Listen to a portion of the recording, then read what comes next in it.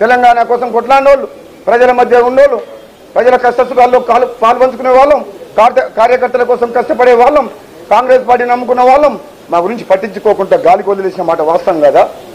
అటువంటి సందర్భంలో ఈరోజు కేంద్రంలో అధికారంలో ఉన్న బీజేపీ పార్టీలోని మోడీ గారి నాయకత్వంలో, అమిత్ షా గారి నాయకత్వంలో నాకు పిలుపు వచ్చి నీలాంటి వ్యక్తులు ఒక రాచరిక వ్యవస్థకు, ఒక అవినీతి పాలనకు వ్యతిరేకంగా పోరాటం చేయాల్సిన అవసరం ఉంది అని అంటే, నేను ప్రజల కోసం, మా నియోజకవర్గ ప్రజల కోసం, అభివృద్ధి కోసం, ఉప ఎన్నిక వస్తే అభివృద్ధి వస్తుందని చెప్పి నమ్ముతున్న ప్రజల కోసం, తెలంగాణ ప్రజల యొక్క ఆత్మగౌరవం కోసం పాలనకు వ్యతిరేకంగా పోరాటం చేయాలని నిర్ణయించుకుంటే నా మీద లేనిపోని అబండాలు వేసి నేను అమ్ముడు పోతున్నా అని చెప్పి కట్టుకథనాలు చెప్పి దానికి రుజువు చూపియండి, ఏ ఛాలెంజ్కైనా సిద్ధమే అని చెప్పి ప్రతిసారి మీడియాలో మాట్లాడినా ఆ విషయానికి సంబంధించి మాట్లాడకుండా ఎక్కడ అమ్ముడు పోయినో, ఏం అమ్ముడు పోయినో, ఏం లాభం జరిగిందో, మీరు నిజంగా అమ్ముడు పోయినట్టయితే మీరు రుజువు చేయండి, ఈ తెలంగాణ సమాజం ముందర మనం డిబేట్ పెట్టండి, చర్చకు రండి అని చెప్తే రాకుండా నిన్న నన్ను నా మీద వాడిన భాష, ఒక పిసిసి ప్రెసిడెంట్ హోదాలో ఉన్న వ్యక్తి, ముఖ్యమంత్రి కావాలనుకున్న వ్యక్తి రాష్ట్రానికి ఆయన మాట్లాడిన భాష, మీరందరూ కూడా తెలంగాణ ప్రజలు నిన్న చండూరులో నాకు వ్యతిరేకంగా పిసిసి అధ్యక్షుడు మాట్లాడిన భాష విన్న తర్వాత నా మనసు బాధ అనిపిస్తుంది. విలువలతో రాజకీయం చేయాలనుకున్న నాలాంటి వ్యక్తులు బాధపడుతున్నాం. తెలంగాణ కోసం కష్టపడిన వ్యక్తి నేను బాధపడుతున్నా. ఈ రాజకీయాలు ఇంత దిగజారిపోతున్నాయి రోజు రోజుకు. ఎటువంటి వ్యక్తులు పార్టీ ప్రెసిడెంట్ అయినరు, ఇటువంటి వ్యక్తుల చేతికి రేపు ప్రభుత్వం వస్తే ఈ పాలన ఏ విధంగా ఉంటుంది, ఈ భాష ఏంది, సరిగ్గా మాట్లాడలేని వ్యక్తులు తెలంగాణ ప్రజల కోసం ఆలోచిస్తామంటే ఎవరైనా నమ్ముతారా? ఒకసారి తెలంగాణ ప్రజలు ఆలోచించండి. సభ్య సమాజం తల వంచుకునేదా? కోమటిరెడ్డి వెంకటరెడ్డి వ్యక్తి తెలంగాణ కోసం రాష్ట్ర మంత్రి పదవి త్యాగం చేసిన వ్యక్తిని పట్టుకొని అద్దంకి దయాకర్ మాట్లాడుతుంటే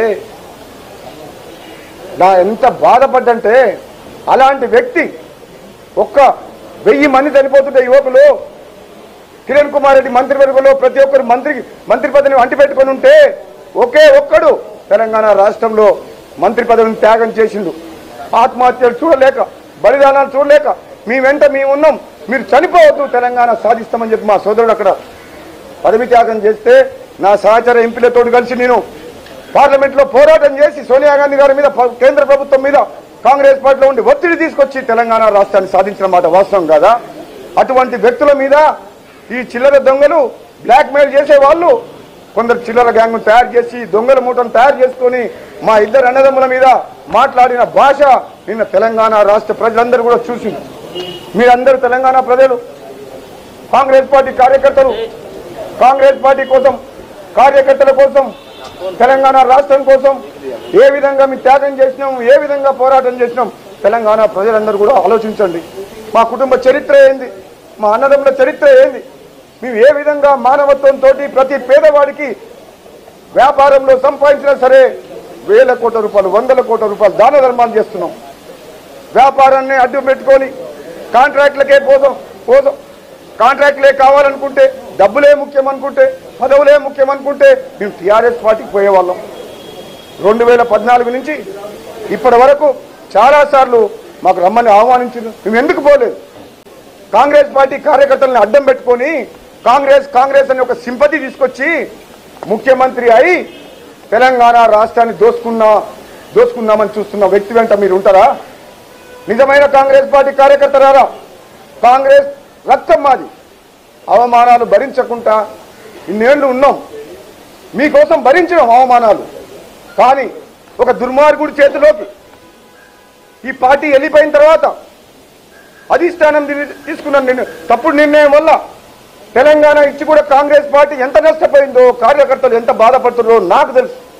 ఒక ఎమ్మెల్యేగా, ప్రజలతో కలిసిన వ్యక్తిగా, కార్యకర్తలు కష్టసుఖాలు చూసి వాళ్ళ కోసం, వాళ్ళ కష్టాల్లో ఉన్నప్పుడు ఏ విధంగా నేను సాయం చేసుకుంటా ధైర్యం చెప్తుండొచ్చు. అటువంటి సందర్భంలో ఇన్ని అవమానాలు భరించుకుంటా ఈ దుర్మార్గుడి అధ్యక్షతన నాలాంటి వ్యక్తులు, ఒక నిజాయితీగా నైతిక విలువలున్న వ్యక్తిని, తెలంగాణ కోసం కొట్లాడిన వ్యక్తులని పనిచేయగలమా? ఒక్కసారి ఆలోచించండి. అమ్ముడు పోయిన విషయము తెలంగాణ ప్రజలకు పదే పదే చెప్తున్నావు కదా, నేను ఛాలెంజ్ విసిరిన, నిరూపిస్తే ఏ శిక్షకైనా సిద్ధము అని చెప్పి. నీ దగ్గర సమాధానం లేదా? నీ దగ్గర ఏమైనా పేపర్లు ఉన్నాయా? మీడియా సోదరులకి నేను కావాలంటే ఏమంటావా? నువ్వు ఇస్తావా? ఏదైనా రుజువు చేయగలుగుతావా? లేదు.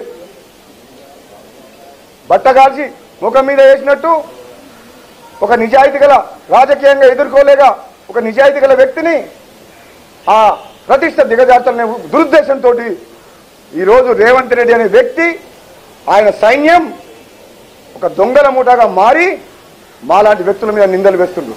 తెలంగాణ సమాజం అంతా ఒకసారి ఆలోచన చేయండి. కోమటిరెడ్డి సోదరుల చరిత్ర ఏంది? రాజగోపాల్ రెడ్డి ఎటువంటి వాడు? 13 ఏళ్ళు ఎంపీ అయినప్పుడు ఈ రోజు వరకు ఏదన్నా అవినీతి కానీ, ఒక భూ కుంభకోణం కానీ, ఒక పోలీస్ కేసు కానీ ఎటువంటిదన్నా నా మీద ఉందా? ఒక వ్యక్తి అన్నా చెప్పగలుగుతావా? నీ మీద కేసులు ఉన్నాయని చెప్తున్నావు, 120 కేసులు ఉన్నాయని చెప్తున్నావు. 120 కేసులు నీకు తెలంగాణ ఉద్యమంలో పెట్టినాయా? తెలంగాణ ఉద్యమం కోసం పోరాడినావా? 2014లో తెలంగాణ వచ్చిన తర్వాత కూడా నువ్వు టీడీపీ నుంచి ఎమ్మెల్యే అయినావు.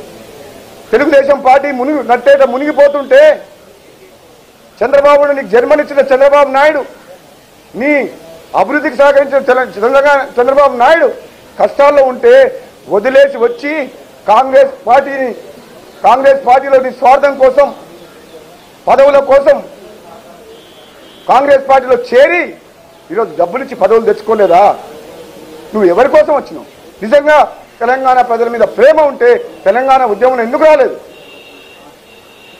నీలాంటి వ్యక్తులు వాడే భాష వల్ల తెలంగాణ సమాజం, మేధావులు, విద్యార్థులు, ఉద్యోగస్తులు, చదువుకున్న వాళ్ళు, పిల్లలు, నిరుద్యోగులు, స్టూడెంట్స్ అందరూ కూడా బాధపడుతున్నారు. ఆ భాష ఏంది? హాయ్ ఫ్రెండ్స్, మా టుడే టుమారో యూట్యూబ్ ఛానల్ చూస్తున్నందుకు చాలా థ్యాంక్స్. మరిన్ని లేటెస్ట్ వీడియోస్ కోసం వెంటనే సబ్స్క్రైబ్ చేయండి. అలాగే ఈ బెల్ ని కూడా రింగ్ చేసేయండి. మా నోటిఫికేషన్స్ అన్ని మీ మొబైల్లో వస్తాయి. అలాగే మా వీడియోస్ మీకు నచ్చితే లైక్ చేయండి, షేర్ చేయండి, నచ్చకపోతే కామెంట్ చేయండి.